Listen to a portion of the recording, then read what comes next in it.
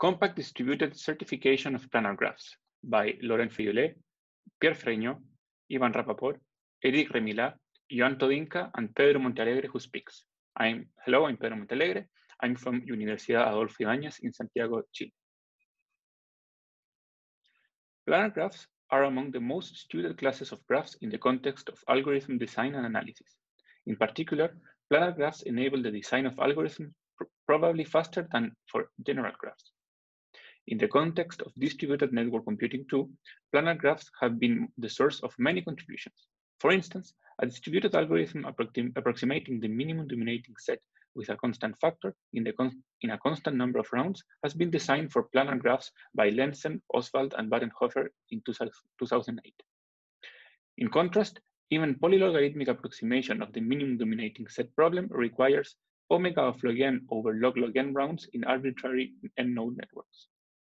Another example is an algorithm in the congest model computing a minimum spanning tree in a number of rounds proportional to the diameter of the graph, bypassing the lower bound of square root of log n plus diameter for general networks. In this work, we are concerned with checking whether a given network is planar. Indeed, we aim at avoiding the risk of performing distributed computations dedicated to planar graphs in networks that are not planar, which may lead to erroneous outputs or even lack of termination. Efficient planarity tests have been designed in the sequential setting, but no such efficient algorithms are known in the distributed setting.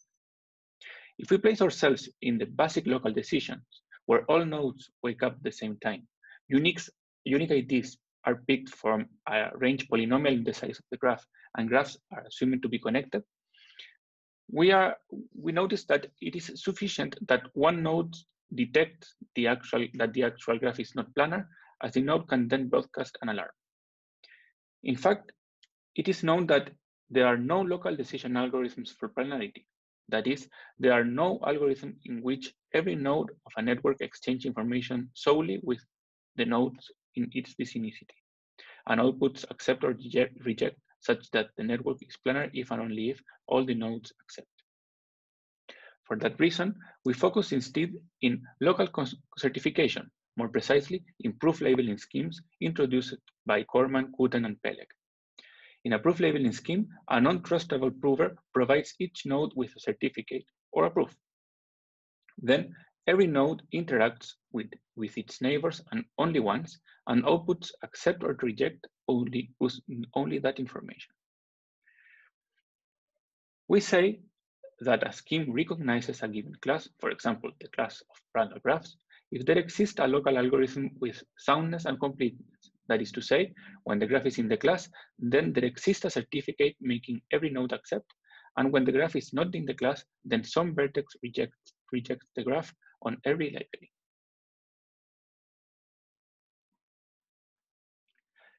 The performance of a proof labeling scheme is measured in terms of the minimum size of the labels for recognizing the class. It is known that the recognition of any class can be done using certificates of size n square bits. The same is true for detecting if a graph has a non-trivial automorphism, also called a symmetric graph. Detecting graphs of diameter exactly 3 requires certificates of linear size, while detecting trees and paths can be done using certificates of logarithmic size. All these results are tight, in some cases up to logarithmic factors. So what is known about planar graphs? A breakthrough has been recently achieved by Naur, Parker, and Yogev, who showed the existence of a distributed interactive proof for planarity. In such a protocol, the non-trustable prover, represented by Merlin, provides each node with a log n bit certificate. Then, at each node, the honest verifier, represented by Arthur, challenges the prover with a random value. Finally, the prover replies to each node by proving it with a second certificate, again on log n bits. When this is done, every node interacts with its neighbors only once, and outputs accept or reject. The interactive proof for planarity is not explicit, but can be constructed automatically for any sequential linear time algorithm for planarity testing. In fact, this protocol is just one illustration of a sophisticated genetic compiler developed by the authors mentioned before for constructing distributed IP protocols based on sequential IP protocols, which applies way beyond the case of planarity. Our results. We show that several interactions between the prover and the verifier are not necessary for distributed certification of planarity, while the size of the certificates can be kept as small as log n. Indeed, we provide an explicit description of a proof labeling scheme still using certificates on just order log n bits. We also show that our proof labeling scheme has certificates of optimal size in the sense that there are no locally checkable proofs for planarity that use certificates of size small o of log n bits. Locally checkable proofs are certification mechanisms stronger than proof labeling schemes. What follows in the presentation is, first, we will briefly mention why natural approaches and techniques didn't work for the design of a proof labeling scheme for planarity. Then we will attack how to recognize a specific subclass of planar graphs. Finally, I will explain how to use the solution for the particular case to go back and solve the general case. So let me mention some natural approaches that didn't help in the design of a proof labeling scheme for planarity. A first approach could be considered Kuratowski's theorem, which states that a graph is planar if and only if it does not contain a subgraph that is a subdivision of the complete graph K5 or the complete bipartite graph K33. For example, the graph in the right side is not planar, since it does contain a K33 as a subgraph. This characterization can be easily turned into a proof labeling scheme that a network is not planar by certifying the presence of a subdivide K5 or K33 as a subgraph. However, it is not clear whether Kuratowski's theorem can be used to prove that a network is planar in a distributed manner. Indeed, this would require to certify that no subdivided K5 or K33 are present in the network. Another idea could be simply use the certificates to assign coordinates of the nodes in a planar embedding. However, as the verifications are local, checking whether two edges cross seems difficult if the extremities of these edges are embedded at faraway positions in the plane. Similarly, a distributed proof based on checking the consistency of faces resulting for a planar embedding of the graph appears uneasy, as one can construct embeddings of a non-planar graphs which the faces look locally consistent. Therefore, we adopt a different approach by asking the prover to certify a specific form of a planar embedding of the network, not relying on coordinates. Let me consider a simple problem consisting in recognizing path-outerplanar graphs. Path-outerplanar graphs are Hamiltonian graphs which can be drawn in the plane without crossing edges in such a way that the Hamiltonian path forms a line, and the edges not in the path are all in the same side of the line. Roughly, a path-outerplanar graph is a path with non-crossing edges on the top, as this drawing. Note that this class does not contain all the class of outerplanar graphs, since a non-Hamiltonian tree is outerplanar, but is not path-outerplanar. A path-outerplanar graph satisfies that, roughly, every vertex can be associated with one edge, which is above the node. Therefore, we define a proof labeling scheme where the expected label of each node is, first, a rank, corresponding to the position of the node in an increasing ordering starting from one of the extremities of the path. Second, a certification of the rank, which roughly consists in the certification used to recognize a path mentioned in the introduction. Third, we put in the certificate of each node the name of the edge above the node. For example, node 5, in node 5 we put the edge 4, 6, which is a node over node 5. Similarly, node 3 has edge 1, 4 above it. We assign the corresponding edge to each node. If a node has no edge above it, we assign a virtual edge.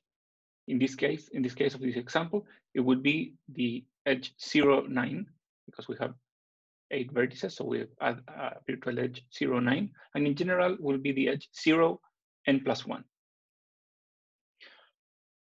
Then the verification algorithm checks the consistency of these labels. More precisely, we consider in this example node 4, represented in blue. The node expects each neighbor and first verifies that the neighbor is covered by the same edge than himself. In this case, node 6 in yellow is covered by the blue edge 1, 8. Second, verifies that the edge covering the neighbor contains himself as one of the endpoints and the next neighbor as the other endpoint. The completeness follows from the construction. Regarding the soundness, let me consider the following graph that is not planar, as it contains a K33 as a minor. For some nodes of this graph, there is more than one choice of an edge above the node. For example, there are 2 possible choices of edges above the blue node. For any choice, we can find that the construction is not consistent. For example, if edge 36 was the choice, then we will find an increased inconsistency with the left neighbor in yellow, which can be only covered by edge 25. Therefore, simply looking to the certificates, the blue and the yellow vertices will notice that the embedding has crossing edges. In our article, we show that a similar situation arises for every graph that is not path-outerplanar. Observe that the labels are of size log n bits. This means that we can certify path-outerplanarity using certificates of size log n bits. So let's go back to the general case. Our PLS for planar graphs is based on a transformation of a general graph into a path-outerplanar graph that can be certifying using log n bits. The construction is roughly the following. First, we compute a DFS tree of the input graph using the IDs assigned to the nodes. In this slide, the DFS is represented in red.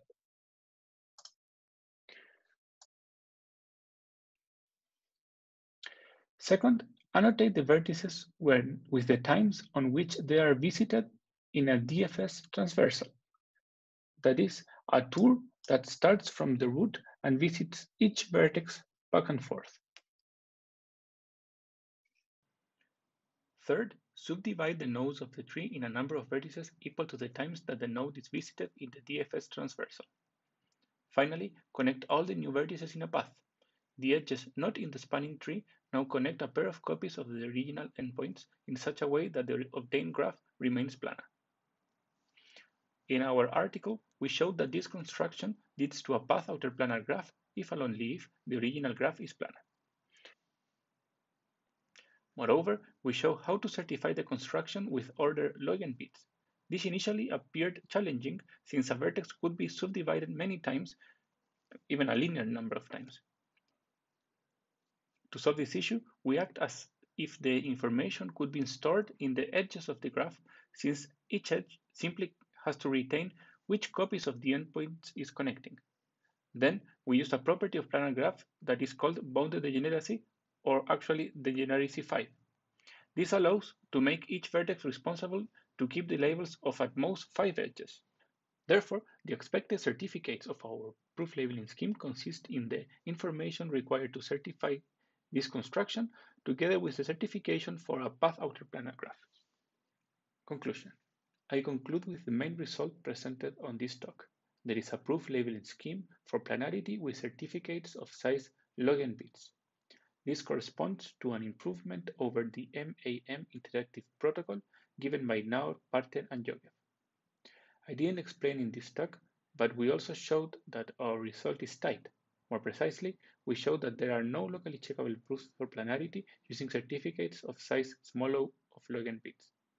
Our result is actually more general, showing that there are no PLS for detecting graphs excluding a complete graph on at least 3 vertices or a complete bipartite graph on at least 4 vertices. One next step is to extend this result to bounded genus graphs. Actually, we recently extended our result to certify the class of graphs with bounded genus, keeping the same size of the certificates. The preprint is available in an archive. Very roughly, we reduce the detection of bounded genus graphs to the detection of planar graphs, and then we use the result of this talk as a black box. Perhaps more interesting and challenging is to extend our result to the certification of graph classes defined by a finite set of forbidden minors. A standard tool to consider in general for graph excluding a fixed minor is the characterization of topological embeddings for these graphs provided by Robertson and Seymour's theorem. However, certifying the correctness of such embeddings seems challenging using certificates of a small size. This was the talk for compact distributed certification of planar graphs in PODC 2020. Thank you very much.